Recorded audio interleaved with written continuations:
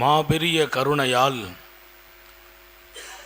நம்முடைய வாழ்க்கையில் எப்போதுமே நலவு செய்வதற்கான வாய்ப்புகளை அல்லாஹ் கிடைக்க வைக்கிற போதெல்லாம் அதை பயன்படுத்தி கொள்கிற ஒரு பெரிய இடத்தில் நாம் நின்று வாழ வேண்டும்.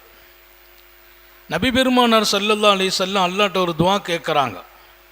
அல்லாஹும்ம இன்னி அஸ்அலுக ஃபியாலல் ஹைராத், நான் நற்காரியங்கள் செய்வதற்கு உன் உதவியை கேட்கிறேன் என்கிறார்கள்.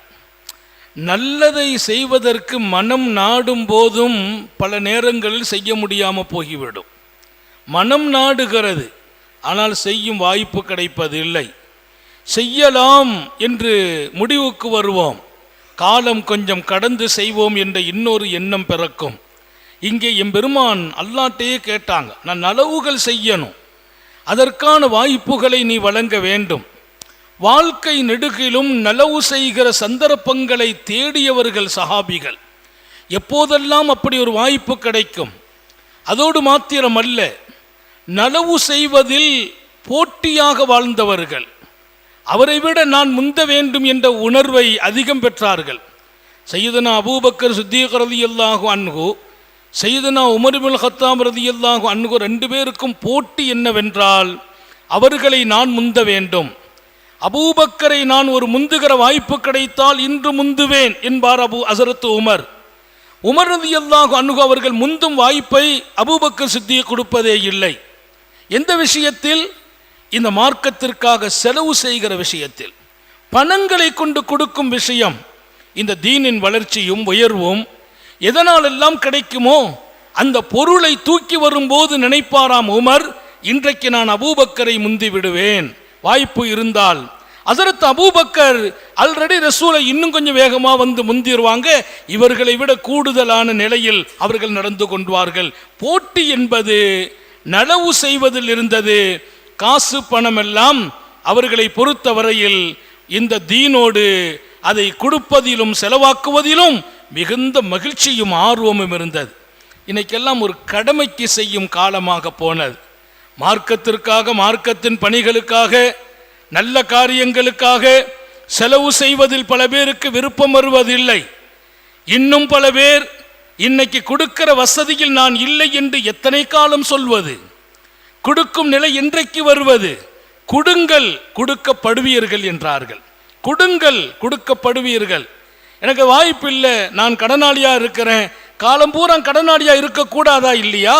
நீ கொடுக்கிற போது அல்லாஹ் கொடுக்கும் இடத்தில் உன்னை வாழ வைப்பான். கடன் காணாமல் போயிடும், கடன் எப்போ நிறைவேறிவிடும். அந்த வாழ்க்கை மிகப்பெரியது. நலவு செய்வதில் போட்டியும் முனைப்போம். அதுவும் சீக்கிரம் செய்திடணும். மனசில் வந்துச்சா உடனே செய்யணும். இல்லை, அது காலம் கடக்கிற போது நாளை செய்யலாம் என்ற அந்த வார்த்தை நீண்ட காலம் நலவுகளுக்குள் நுழைய முடியாமல் போகும். மஸ்ஜிது நபவியிலே அசரு தொழுகை தொழுகிறார்கள் நபிகள் நாயகம் ஸல்லல்லாஹு அலைஹி வஸல்லம். தொழுகை முடிந்த போது மிக வேகமாக எழுந்திருக்கிறார்கள். தோழர்களை தாண்டி வள்ளல் நபிகள் தன்னுடைய ரூமுக்கு போறாங்க. அப்படியெல்லாம் போகிற பழக்கம் இல்லை. எதிலும் அவசரம் காட்டுவதில்லை. நிதானம் என்பது வாழ்க்கையின் சொத்து என்பார்கள் சாந்த நபிகள். நிதானம் தவறியவர்கள் எந்த காரியத்திலும் வென்றதாக வரலாறு இல்லை. எக்ஸாமுக்கு கூட போறவங்க நிதானம் தவறும் போது எல்லாமே மிஸ் ஆகிடும், எல்லாத்திலையுமே குறை ஏற்படும். நிதானம் ஒரு பெரிய வாழ்க்கை. அதை கற்றுக் கொடுத்தவர்கள் காரூணிய சீலர் ஸல்லல்லாஹு அலைஹி வஸல்லம். அவசரமே படக்கூடாது என்பார்கள். இன்றைக்கு நிலை கொஞ்சம் வித்தியாசமாக இருந்தது. கொஞ்சம் விரைவாக வேகமாக தொழுது முடித்த உடனே எழுந்திரிச்சு போகிறாங்க. ஸ்பீடாக போனாங்க, ரூமுக்கு போயிட்டாங்க. போய் கொஞ்ச நேரத்தில் பெருமானாரை எதிர்பார்த்துட்டு சஹாபிகள் உட்கார்ந்துருக்கிறாங்க. அவர்கள் வருவார்கள் என்ற நம்பிக்கையோடு யாரும் எழுந்திருக்கவில்லை. சர்க்கார் ஆலம் ஸல்லல்லாஹு அலைஹி வஸல்லம் அவர்களின் இல்லத்துக்குள்ளே சென்று கொஞ்ச நேரம் அங்கே தாமதித்து வருகிறார்கள். வந்தபோது சஹாபிகளின் முகமெல்லாம் ஆச்சரியத்தில் இருப்பதை காண்கிறார்கள். ஆம், நான் கொஞ்சம் அவசரமாக சென்றேன். தொழுகை முடித்த போது இப்படியெல்லாம் நான் போனதில்லை. என் வீட்டில் தங்க கட்டிகள் வைத்திருந்தேன். யார்? உத்தம நபிகள். ஏழையாக பிறந்தவர்கள், ஏழையாக வாழ்கிறேன், வாழ பிரியப்படுகிறேன் என்கிறார்கள். தங்க கட்டிகள் வீட்டிலே இருந்தது, அதை நான் கொடுக்க வேண்டும் என்று மனம் நாடியது. அதை தாமதப்படுத்த பிரியப்படவில்லை. இரவு வரையிலும் அதை எங்கள் வீட்டில் வைக்க நான் ஆசைப்படவில்லை, பிரியப்படவில்லை. நான் கொஞ்சம் சீக்கிரமாக கொடுத்தால் அதை கொண்டு பயனடைபவர்களுக்கு எவ்வளவோ லாபம் கிடைத்துவிடும். பயனாளிகளுக்கு கொடுக்க வேண்டியதில் காலதாமதம் வேண்டாம் என்கிறார்கள். நான் இன்னும் கொஞ்சம் தாமதப்படுத்துவதை விரும்பவில்லை. அது உடனடியாக உரியவர்களுக்கு போய் சேர வேண்டும். என்னுடைய ஞாபகம் வந்த போது நான் சென்றேன். அந்த தங்க கட்டிகளை யார் யாருக்கு கொடுக்க வேண்டும் என்று வீட்டிலே தகவல் சொல்லிவிட்டு உரியவர்களின் முகவரிகளை கொடுத்துவிட்டு வந்தேன் என்றார்கள் ஹாத்தமுன் நபியின் ஸல்லல்லாஹு அலைஹி வஸல்லம். பள்ளிவாசலிலே தொழுகை முடிந்து ஒரு 5 நிமிடம் தோழர்களோடு உட்காருகிற பழக்கம் உண்டு, திக்ருகளை சொல்லிக் கொடுக்கிற பழக்கம் உண்டு, சில செய்திகளை பரிமாறுகிற பழக்கம் உண்டு. அதையெல்லாம் விட முதல் இடம் இருக்கும் பணம் கொஞ்சம் வெளியே போக வேண்டும், அது தேவையுடையவர்களுக்கு போக வேண்டியதுதான் பொறுப்பானதும் அழகானதும். அதை இன்னும் எங்கள் வீட்டில் இருக்க நான் பிரியப்படவில்லை என்று சொன்ன உத்தம நபிகள் எப்படிப்பட்ட பாடத்தை கற்றுக் கொடுக்கிறார்கள். அல்லாஹ் சொன்ன வார்த்தை அழகானது, வஃபாலுல் கைர், நல்லதை செய்யுங்கள், லஅல்லக்கும் துஃப்லிஹூன், இந்த உலகத்தில் நீங்கள் வெற்றியாளர்கள். யார் வெற்றியாளர்கள்? யார் வெற்றியாளர்கள்? நலவை செய்யுங்கள், நீங்கள் வெற்றியாளர்கள். வாழ்க்கையின் வெற்றியை நாம் செய்கிற நலவை தீர்மானிக்கிறது. நாம் செய்வது சொர்க்கமாக இருக்கலாம், பெரிதாக இருக்கலாம், அது அல்லாஹ் பார்ப்பது. அவர் நிறைய கொடுத்தாரா, அவர் குறைவாக கொடுத்தாரா பார்ப்பதில்லை. காரூனிய சீலர் ஸல்லல்லாஹு அலைஹி வஸல்லம் கற்றுக் கொடுத்த வாழ்க்கை. குர்ஆனிலே ஒரு வசனம் இறங்குச்சு, மந்தல்லதி யுக்ரிதுல்லாஹ கர்தன் ஹசனா, அல்லாஹ்விற்கு அழகிய கடன் கொடுப்பவர்கள் உண்டா? அந்த பெருமக்களை வைத்துதான் அல்லாஹ் எத்தனை பாடம் நடத்தினான்.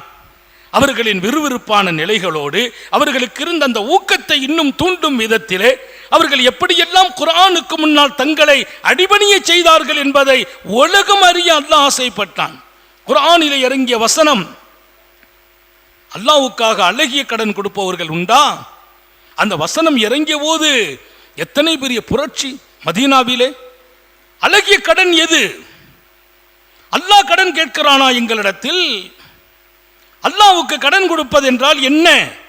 அதை தெரிவதில், ஆய்வு செய்வதில், அதில் தங்களை ஈடுபடுத்துவதில் அந்த பெருமக்களுக்கு ஏற்பட்ட எழுச்சி என்பது அந்த திருவசனம் இறங்கிய போது மதீனாவையே பெரிய ஒரு ஈடுபாட்டில் கொண்டு வந்தது. வந்து நிற்கிறார் சையதுனா அபூ தஹதா. திருக்குர்ஆனின் நிழலிலே போய் பாருங்கள். அபூ தஹதா ரசூலுடைய தர்பாருக்கு வந்தார். யா ரசூலல்லாஹ், உண்மையில் அல்லாஹ் கடன் கேட்கிறானா? உண்மையிலேயே அல்லாஹ் கடன் கேட்கிறானா? ஆம் என்றார்கள் பெருமானார். கடன் கேட்கிறான். இதுகளுக்கள் ஜன்னா, உங்களை சொர்க்கத்தில் கொண்டு சேர்ப்பதற்காக கடன் கேட்கிறான். என்னிடத்தில் அல்லாஹ் கடன் கேட்கிறான். எதற்கு? அல்லாஹ்வினுடைய கசானா குறைஞ்சு போச்சுங்கிறதுக்காக கேட்கல. நீ கொடுத்து சொர்க்கம் உனக்கு தர வேண்டும் இல்லையா? அல்லாஹ்வுக்கு அழகிய கடன் கொடுப்பவர்கள் உண்டா? அதன் பொருள் என்ன? உன்னிடத்தில் இருப்பதை நீ மற்றவர்களுக்கு கொடு, அதுதான் அழகிய கடன். உன்னிடத்தில் இருக்கிற காசை, பணத்தை, பொருளை தேவை உடையவர்களுக்கு நீ கொடுக்கிற போதெல்லாம் அழகிய கடன். அது யாருக்கு கொடுத்த கடன்? கடனுடைய பொருள் என்ன? கொடுத்தா திரும்ப தரன், அதான் கடன். சில பேர் கடன் கேட்பாங்க, ரொம்ப அழகா கேட்பாங்க, டயத்தில் தந்துருவேம்பாங்க. டயம் வரும்போது ஆளையே காணா போயிடும். அது அழகிய கடன் அல்ல. தருவேன் என்று கால தாமதப்படுத்துவதும் அழகிய கடன் அல்ல. அல்லாஹ் சொன்ன வார்த்தை அழகிய கடன். கடனை மட்டும் யார்ட்டையும் வாங்காதீர்கள். கடன் வாங்கி வியாபாரம் செய்ய நினைக்காதீர்கள். கடன் வாங்கி வாழ்க்கையை நடத்த நினைக்காதீர்கள். அது இழிவான வாழ்க்கை என்று எழுதுகிறார்கள். அந்த வாழ்க்கை இழிவு. கடன் ஆபத்தானது. அன்பை முறிக்கும், உறவை பகைமையாக்கும், நெருக்கத்தை விலக்கிவிடும். இன்னும் சொல்வார்கள், கடன் உன்னை பொய் சொல்ல வைக்கும், அவமானங்களை ஏற்படுத்தும். ஏன் கடன்? இருப்பதை கொண்டு பொருந்திக் கொள்ளுங்கள். சின்ன வியாபாரம் ஹலாலாக நடக்கட்டும், கடன் இல்லாமல் நடக்கட்டும். ஹராமான வழியில் வருமானத்தை தேடுவீர்களா? அந்த வியாபாரத்தின் பொருள்கள் உங்கள் பிள்ளைகளுக்கு நரகத்தை தரும் என்றார்கள் ஸல்லல்லாஹு அலைஹி வஸல்லம். இன்னைக்கு ஹராம் மிகைத்திருக்கிறது. தப்பான வழிகளில் ஏதோ ஒரு வழியில் அங்கிருந்து இங்கிருந்து புரட்டி போட்டு அப்படியெல்லாம் வியாபாரங்களை நடத்துபவர்கள் எச்சரிக்கை. ஹராமில் தொழில் நடக்குமா? அந்த தொழிலின் வருமானத்தில் கிடைக்கிற பரக்கத் அது லாபம் இருக்காது என்கிறார்கள். அதை சாப்பிடுகிற பிள்ளைகளின் உடல்களில் அது சரியான வாழ்க்கையை தராது என்கிறார்கள். அதனாலே கடன் ஆபத்தானது. சில பேரை பார்த்தீங்கன்னா கரெக்டாக மாதம் 25ஆம் தேதி கடன் வாங்கிடுறது, அப்புறம் கொடுத்துக்கலாம். கொடுக்கிற போது மனசு வராது. வாங்கின எத்தனை பேர் இன்னும் மனமில்லை கொடுப்பதற்கு. நான் சொல்வேன், கடனாளியாக மரணித்தால் உன் ஜனாசாவை கூட நான் தொலை வைக்க மாட்டேன் என்றார்கள் நபிகள் நாயகம். நீ கடனாளியாக மரணித்தால் மன்னரை சுகமாகாது என்றார்கள். ஏன்? அவன் ஏங்கிக் கொண்டிருப்பான். அவன் பணத்திற்கு வழி என்ன? உனக்கு தந்தவனுக்கு என்ன பதில்? அந்த பதிலை நீ மறுமையில் சொல்ல வேண்டும். அல்லாஹ் விடமாட்டான் உன்னை. நாளை மறுமையில் அவன் வருவான், கடனுக்கு பகரம் கேட்பான். அல்லாஹ் அழகிய கடன் உன் அமலை எடுத்து அவனுக்கு கொடுப்பான்.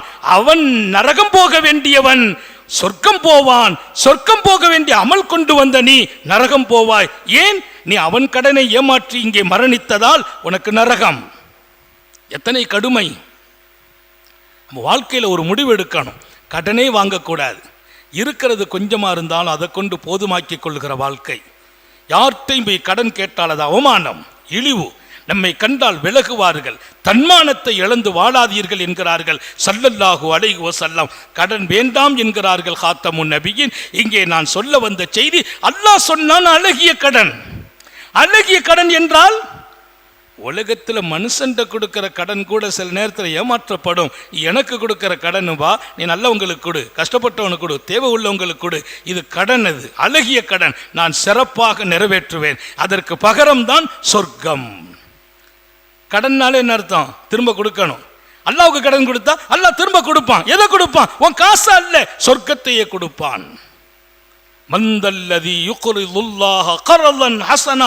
அல்லாஹ்வுக்காக அழகிய கடன். அபூ தஹ்தா வந்து கேட்டார், உண்மையிலே அல்லாஹ் கடன் கேட்கிறானா? ஆமாப்பா. இது ஹலுக்குல் ஜன்னா, உன்னை சொர்க்கத்துக்கு கூட்டு போது கடன் கேட்குறான். எனக்கு ஒரு தோட்டம் இருக்குது மதீனாவிலே, அல்லாஹ்வுக்காக நான் கடன் கொடுத்து விட்டேன் என்றார். தோட்டம் இருக்குது மதீனாவிலே, அல்லாஹ்வுக்காக கடன் கொடுத்தேன்.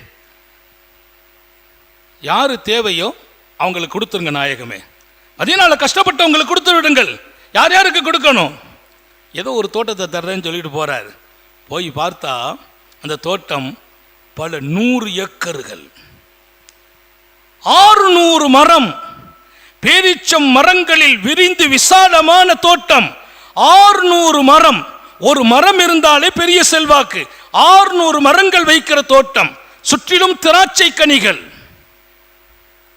அத்தனையும் வளர்ந்து நிற்கிறது, செழித்து நிற்கிறது, கனிகள் ஊத்து குலுங்குகிறது. அவர் சொன்னார், கடன் அல்லாஹ் கேட்டான் என்றால் நான் கொடுத்து விடுகிறேன். என் தோட்டம் அல்லாஹ்வுக்காக, இனி வேண்டாம். பெருமானார் சொன்னாங்க, லாபமான வியாபாரம் பகரம் சொர்க்கம். நாங்கள் ஓடி வந்தார் அரணுக்குள்ளே.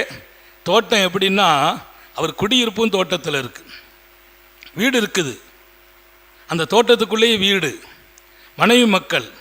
வேற வெளியில் வந்து நின்னார், வாசலில் நிற்கிறார், தோட்டத்துக்குள்ளே ஏறல. மனைவியை கூப்பிட்டார், யா உம்மு தஹ்தா, உம்மு தஹ்தா வெளியில் வந்துருமா. என்னங்கன்னு கேட்டாங்க.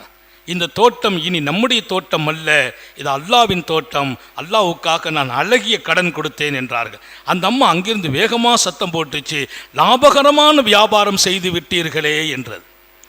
நம்ம வீட்டம்மாவாக இருந்தால் நமக்கு என்ன வாட்டுகளும் நமக்கு தெரியும். வீட்டில் போய் நின்றுக்கிட்டு, அம்மா இந்த வீட்டை அல்லாஹ்வுக்காக கடன் கொடுத்துட்டு நீ வெளியில் வான்னு சொன்னால் அதுக்கு பதில் எப்படி வரும்?